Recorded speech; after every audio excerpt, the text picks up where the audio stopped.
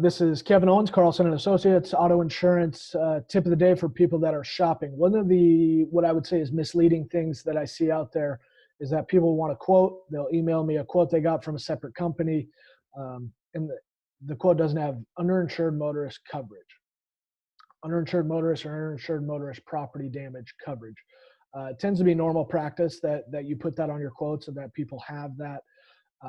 And look, if you know what it is, you got a good idea, and you tell me you don't want it, you want to save the money, you understand the risk, so be it.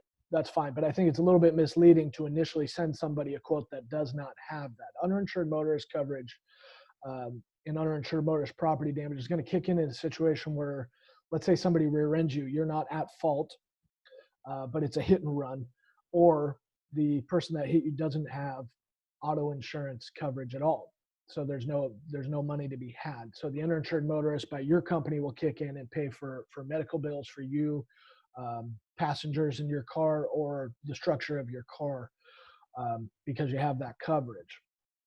The other aspect of that is I think people may leave that off, and then if they were to get questioned about it, they might say, oh, well, you have coverage through your bodily injury and you have coverage through your collision coverage to get that. And that may or may not be the case. I don't like giving insurance companies an out to say that we're not going to cover that, number one. Number two, if that does come out of your bodily injury or your collision coverage through my powers of deduction, I feel like that's going to be deemed as an at fault by your insurance company. It's going to go on your record as an at fault because of where the money is coming from. Bodily injury limits tend to come from you getting sued, or you're at fault and somebody else has medical bills, and then the money comes out of that section of your auto insurance. Collision coverage, same thing. You're at fault, but you damage your car, so you get money via your collision coverage. So that's the way I would see it.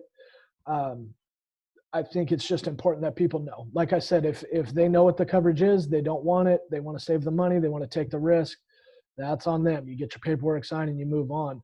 But not knowing and getting quotes and seeing the bottom line and going for it, and then you get an e-signature form that's just sign initial ... I think that's a little bit misleading. So look for that underinsured motorist coverage.